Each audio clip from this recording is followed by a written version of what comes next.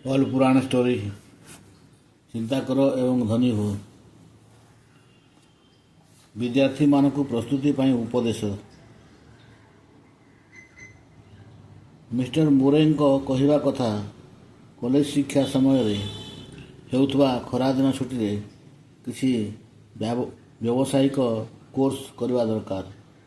ଯେତେବେଳେ ସେମାନେ 2-3 ବର୍ଷର ପାଠପଢ଼ା ଶେଷ କରି ବାହାରିବେ, ତେବେ ସେମାନେ କୌଣସି ଯୋଗ୍ୟ ହୋଇପାରିବେ। କେବଳ ପଢ଼ିବା ପାଇଁ ପଢ଼ିବାର ଅର୍ଥ କିଛି ନୁହେଁ। ଆଜିର ଶିକ୍ଷଣ ସଂସ୍ଥାନକୁ ଏହି ବ୍ୟବହାରିକ କଥା ବୁଝିବା ଦରକାର ଯେ ଆଜିର ଯୁଗ ବିଶେଷଜ୍ଞତାର ଯୁଗ। ଅତଃ ଏହି ସଂସ୍ଥାନମାନଙ୍କର ଆବଶ୍ୟକ ପେଶା ସମ୍ବନ୍ଧୀ ଶିକ୍ଷା ଉପରେ ଅଧିକ ଜୋର ଦେବା ଉଚିତ। ଏ ସନ୍ଦର୍ଭରେ ରାତ୍ରି ବିଦ୍ୟାଳୟ ନାଇଟ୍ ସ୍କୁଲ ଅଧିକ ଯୁକ୍ତିଯୁକ୍ତ ମନେ ହୁଏ। ନିଜ କାମ କରି ଘରେ ରହି ପଢ଼ିବା ବା ପତ୍ରାଚାର ସ୍କୁଲ ମାଧ୍ୟମରେ ବାଞ୍ଛିତ ନିପୁଣତା ପ୍ରାପ୍ତ କରିବା ଏକ ଉତ୍ତମ ସ୍ରୋତ ହୋଇପାରେ। ଯେ ପର୍ଯ୍ୟନ୍ତ କୌଣସି ଯୋଗ୍ୟତାକୁ ପ୍ରାପ୍ତ କରିବା ନିମନ୍ତେ ପରିଶ୍ରମ କର ନ ଯିବ, ସେ ପର୍ଯ୍ୟନ୍ତ ସେହି ଯୋଗ୍ୟତା ପ୍ରାପ୍ତ ହୋଇପାରିବ ନାହିଁ। ଏହି ସନ୍ଦର୍ଭରେ ମୋର ଏକ ଅନୁଭବ ଅଧିକ ବୋଧକାରୀ ଅଟେ। ପ୍ରାୟ 25 ବର୍ଷ ପୂର୍ବେ ମୁଁ ଏକ ପତ୍ରାଚାର ମାଧ୍ୟମରେ ବିଜ୍ଞାପନ ସେବାର କୋର୍ସ କରିଥିଲି। ତା'ର ପ୍ରାୟ 8ରୁ 10 ପାଠ ପୂରା କରିବା ପରେ ମୁଁ ପଢ଼ିବା ବନ୍ଦ କରିଦେଲି। ମାତ୍ର ସେହି ପତ୍ରାଚାର ସ୍କୁଲ ମୋତେ ପାଠ ପଠାଇବାକୁ ଲାଗିଲା। ଏହା ବ୍ୟତୀତ କୋର୍ସର ଫିସ୍ ପାଇଁ ବିଲ୍ ପଠାଇବାରେ ରହିଲା। ଆଇନ ଅନୁସାରେ ତ ମୁଁ ବାଧ୍ୟ ଥିଲି ତାହା ପରିଶୋଧ କରିବା ପାଇଁ। ମୁଁ ଭାବିଲି, ଯଦି ପଇସା ନେବାକୁ ହେବ, କାହିଁକି ତା'ର ମୂଲ୍ୟ ଅସୁଲ କରା ନ ଯିବ। ତେଣୁ ମୁଁ ପୁଣି ପଢ଼ିବା ଚାଲୁ କରିଦେଲି। ଏହା ହୁଏତ ଅନିଚ୍ଛାରେ ହେଲା, ମାତ୍ର ଏହି କୋର୍ସ ମୁଁ ପୂରା କରିନେଲି। କୋର୍ସ କରିବା ସମୟରେ ମୋତେ ଗୋଟିଏ ଶିକ୍ଷା ମିଳିଲା, ଯଦି ଗଣ୍ଠିରୁ ପଇସା ଯାଉଛି, ତେବେ ସେହି କାର୍ଯ୍ୟର ମୂଲ୍ୟ ବି ଜ୍ଞାନ ଆକାରରେ ଆସୁଛି। ଆମେରିକାର ଅଧିକାଂଶ ସ୍କୁଲ ମାଗଣା ଶିକ୍ଷା ପ୍ରଦାନ କରନ୍ତି। ଏଠାରେ ମୁକ୍ତ ପାଠାଗାର ମଧ୍ୟ ବହୁତ ଅଛି। ଏହି କାରଣରୁ ସେଠାର ବିଦ୍ୟାର୍ଥୀ ନିଜ ଶିକ୍ଷା ପାଇଁ ଚିନ୍ତା କରନ୍ତି ନାହିଁ। ଏହା ବି ଦେଖାଯାଏ ଯେ ଏଠାରେ ସେହି ଲୋକଙ୍କୁ ବହୁତ ସୁବିଧା ସୁଯୋଗ ମିଳେ ଯେଉଁମାନେ ହୋମ୍ ଷ୍ଟଡି କୋର୍ସ ଜରିଆରେ ପାଠ ପଢ଼ିଛନ୍ତି। କାରଣ ଯେତେବେଳେ ସେମାନଙ୍କୁ ବାସ୍ତବରେ ପଢ଼ିବାର ଲାଳସା ହେବ, ସେତେବେଳେ ସେମାନେ ସେ କୋର୍ସରେ ଜଏନ୍ କରିଯିବେ। ସେମାନଙ୍କ ମନରେ ଏକ ଆତ୍ମସଂଯମ ଭାବ ଆସେ। ଅଧିକାଂଶ ଲୋକଙ୍କ ମଧ୍ୟରେ ଆଜିକାଲି ସାଧାରଣ ଭାବରେ ଏକ ପ୍ରକାର ନ୍ୟୁନତା ଦେଖାଯାଏ। ଏହା ହେଲା ମହତ୍ୱାକାଂକ୍ଷାର ନ୍ୟୁନତା। ଲୋକେ ନିଜର ଶିକ୍ଷା ପ୍ରାପ୍ତ ପରେ ଚାକିରିରେ ଲାଗିଯାଉଛନ୍ତି।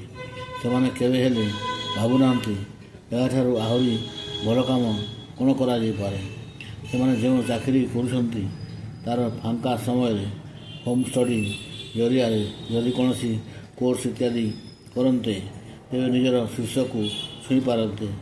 କାରଣ ସେମାନଙ୍କ ପାଖରେ ଏକ ମହତ୍ୱାକାଂକ୍ଷା ଅଛି, କିଛି ଅଧିକ କରିବାର ଆଗ୍ରହ ଅଛି। ସେଥିପାଇଁ ଅଧିକାଂଶ ଏପରି ଲୋକ ଯେଉଁମାନେ ପଢ଼ାରେ ଖୁବ୍ ଭଲ ନମ୍ବର ରଖି ପାସ୍ ହୋଇଯାଉଛନ୍ତି, ଆଉ କିଛି କରିପାରୁନାହାନ୍ତି। ସେମାନେ ଏକଥା ଭାବୁନାହାନ୍ତି ଯେ ଜ୍ଞାନ ନିଜକୁ ନିଜେ ଏକ ଉପଲବ୍ଧ ନୁହେଁ। ଏହାଦ୍ୱାରା ଆପଣ କ'ଣ ଉପଲବ୍ଧ କଲେ? କେତେକ ଡିଗ୍ରୀ ଆପଣଙ୍କୁ ପଢ଼ାଲେଖା ତ କରାଇଦିଏ, ମାତ୍ର ଯୋଗ୍ୟ କରାଇପାରେ ନାହିଁ। ଏହି ଯୋଗ୍ୟତା ସବୁବେଳେ ଜ୍ଞାନ ଦ୍ୱାରା କିଛି ଉପଲବ୍ଧି କରିବାରେ ହିଁ ଆସିଥାଏ। ମାନ୍ଦା ଯୁଗରେ ସ୍ଥିତି ଅନେକ ବଦଳିଗଲାଣି। ଆର୍ଥିକ ଅବସ୍ଥା ବି ଲୋକଙ୍କୁ ବାଧ୍ୟ କରୁଛି ଯେ ସେମାନେ ସେମାନଙ୍କର ଆମଦାନୀ ବଢ଼ାନ୍ତୁ। ଯଦି ଆପଣଙ୍କ ପାଖରେ କୌଣସି ପ୍ରତିଭା ଅଛି, ତେବେ ତାକୁ ବଜାରକୁ ଆଣିବାକୁ ଦିଅନ୍ତୁ। ଏହି ସନ୍ଦର୍ଭରେ ମୁଁ ଷ୍ଟୁଆର୍ଟ ଅଷ୍ଟିନ୍ ବିୟରଙ୍କ ଉଦାହରଣ ଦେବାକୁ ଚାହୁଁଛି। ସେ ଜଣେ ଇଞ୍ଜିନିୟର ଥିଲେ ଯେ ଘର ତିଆରି କରୁଥିଲେ। ମାନ୍ଦା ଅବସ୍ଥା ତାଙ୍କ କାର୍ଯ୍ୟକୁ ସଙ୍କୁଚିତ କରିଦେଲା।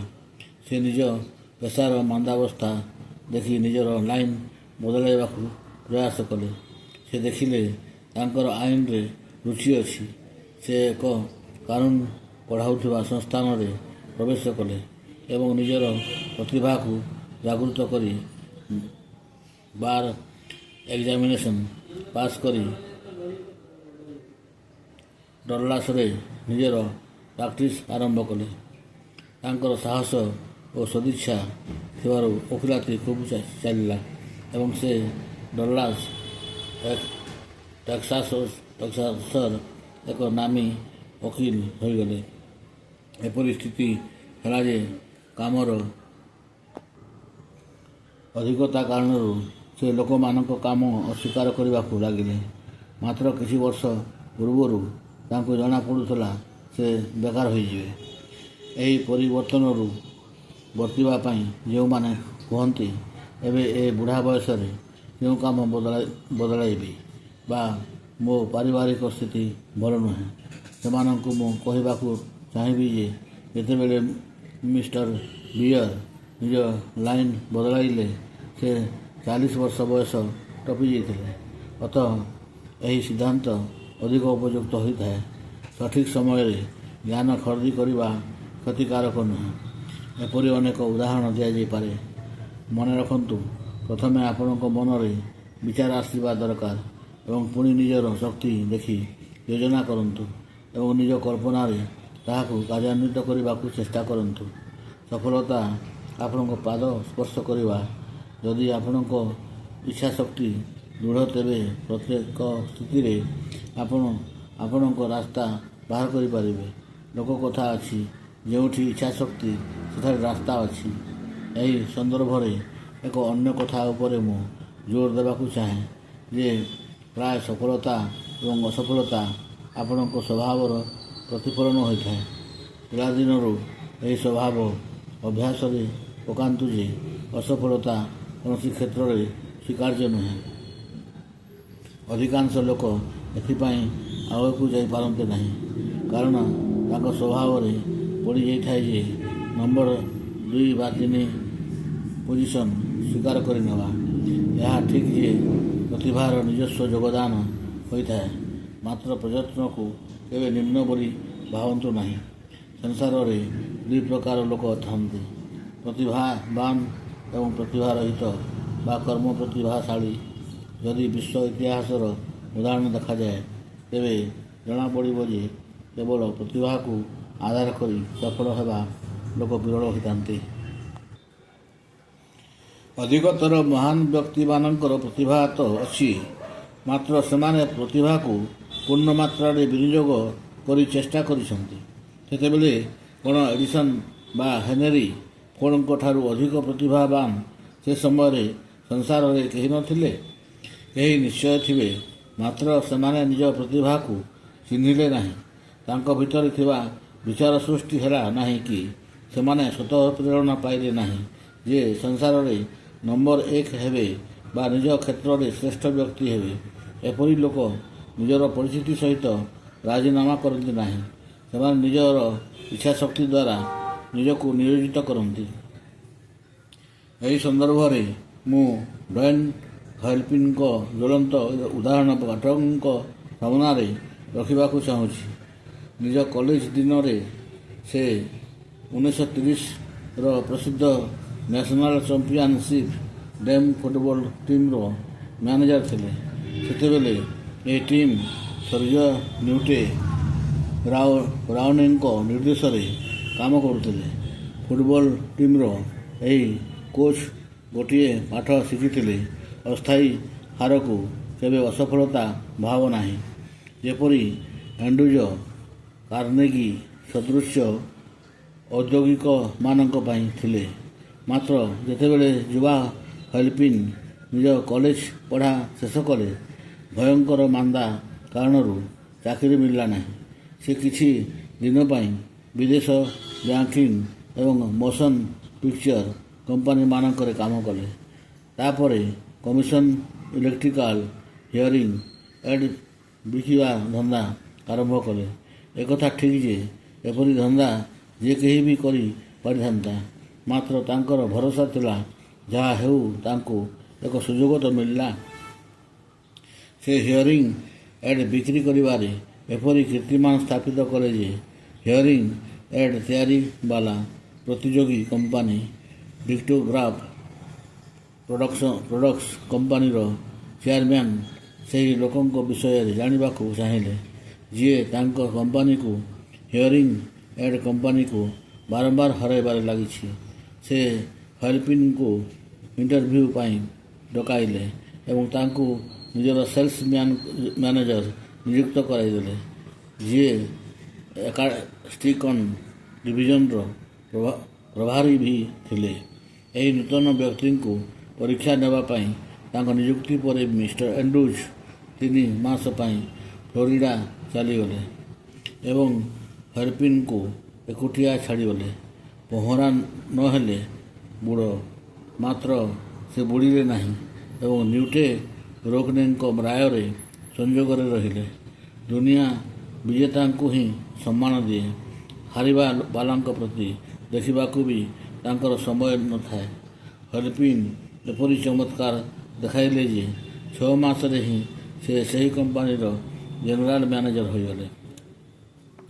ଏକଥା କହିବା ମୁସ୍କିଲ ଯେ ଏଥିରେ ମିଷ୍ଟର ଆଣ୍ଡ୍ରୁଜଙ୍କ ପରୀକ୍ଷାର କେତେ ପରିମାଣରେ ଯୋଗଦାନ ଥିଲା। ସେ ହଲ୍ପିନ୍ଙ୍କୁ ସୁଯୋଗ ଦେଲେ ନିଜ କଳ୍ପନାରେ କରି ଦେଖାଇଲେ। ଏହି ଉଦାହରଣର ମୂଳମନ୍ତ୍ର ଏହା ଯେ ପରିସ୍ଥିତିକୁ ଆମେ ବଶୀଭୂତ କରିପାରିବା ଯଦି ଆମେ ପ୍ରକୃତରେ ତାହା ଚାହୁଁଥାଏ। ଏହି ଉଦାହରଣରେ ସାଥୀ ବା ପରିବେଶର ମହତ୍ତ୍ୱକୁ ଅସ୍ୱୀକାର କରିପାରିବା ନାହିଁ। ମୁଁ ନିଜର ପୁତ୍ର ବ୍ଲେୟର କଥା କହୁଛି। ତାକୁ ଗୋଟିଏ କାମ ପାଇଁ ବେତନର 1.5 ଗୁଣା ବେତନ ଦେବା ପାଇଁ ପ୍ରସ୍ତୁତ ଥିଲେ। ଯାହା ତାକୁ ହଲ୍ପିନ୍ କମ୍ପାନୀ ଦେବାକୁ ଚାହୁଁଥିଲା। ପିତା ହିସାବରେ ମୁଁ ତାକୁ କହିଲି ଯେ ସେ ହଲ୍ପିନ୍ଙ୍କ କମ୍ପାନୀକୁ ହିଁ ସ୍ୱୀକାର କରିନେଉ, କାରଣ ତାକୁ ଏପରି ଏକ ବ୍ୟକ୍ତିଙ୍କ ସାହଚର୍ଯ୍ୟ ମିଳିବ ଯିଏ ପରିସ୍ଥିତିକୁ ନିଜ ଅନୁକୂଳତାରେ ଆଗେଇ ନେବାର କଳା ଜାଣିଛି। ଏହା ଏକ ବଡ଼ ସମ୍ପଦ ଅଟେ ଏବଂ ସାରା ଜୀବନ କାମରେ ଆସିବ। ମୂଲ୍ୟ ଅର୍ଥ ଏହା ଯେ ଯଦି ଆପଣଙ୍କ ପାଖରେ କଳ୍ପନା ଶକ୍ତି ଅଛି ଯାହା ଜରିଆରେ ଆପଣ ଅଧିକ ଲାଭରେ କାମ କରିପାରିବେ, ତେବେ ତାହାକୁ ଶୀଘ୍ର କରନ୍ତୁ। ତଳେ ପଡ଼ି ରହିବା କେବେହେଲେ ସୁଖକର ହୁଏ ନାହିଁ। ଆଗକୁ ବଢ଼ନ୍ତୁ ଏବଂ ନୂତନରୁ ନୂତନ ଉଚ୍ଚତାରେ ନିଜର ବିଜୟବାନା ଉଡ଼ାନ୍ତୁ। ବିଚାର ବା ଆଇଡ଼ିଆ ଆପଣଙ୍କୁ ଏକ ରାସ୍ତା ଦେଖାଏ, କଳ୍ପନା ତା'ର ବିସ୍ତାର କରାଏ, ସ୍ୱତଃ ପ୍ରେରଣା ଏହି ଇଚ୍ଛା ପୂର୍ତ୍ତି ଭିତରେ ନୂତନ ଯୋଜନାର ବାଟ ଦେଖାଏ। ମାତ୍ର ବିଚାରର ଜନ୍ମ ବିଶିଷ୍ଟ ଜ୍ଞାନରୁ ହୁଏ। ଯଦି ଆପଣଙ୍କୁ କୌଣସି କ୍ଷେତ୍ରର ଜ୍ଞାନ ନାହିଁ, ତେବେ ଆପଣ କ'ଣ ବା ବିଚାର କରିବେ? ଯିଏ ନିଜର ବ୍ୟକ୍ତିଗତ ସେବାକୁ ଉଚ୍ଚା ଦାମରେ ବିକ୍ରି କରିପାରେ ତା ପାଖରେ ଏସବୁ ଯୋଗ୍ୟତା ହେବା ଆବଶ୍ୟକ। ଯଦି ଆପଣଙ୍କ ପାଖରେ କଳ୍ପନା ଅଛି, ତେବେ ଏହି ଅଧ୍ୟାୟରେ ଆପଣଙ୍କୁ ବିଚାର ମିଳିପାରେ। ମନେ ରଖନ୍ତୁ, ଯେକୌଣସି ଇଚ୍ଛା ପୂର୍ତ୍ତିର ଆରମ୍ଭ ବିଚାରରୁ ହିଁ ହୋଇଥାଏ। ଯଦି ବିଚାର ଆସିଲା, ତେବେ ବିଶିଷ୍ଟ ଜ୍ଞାନ ବି କୌଣସି ପ୍ରକାର ମିଳିଯିବ।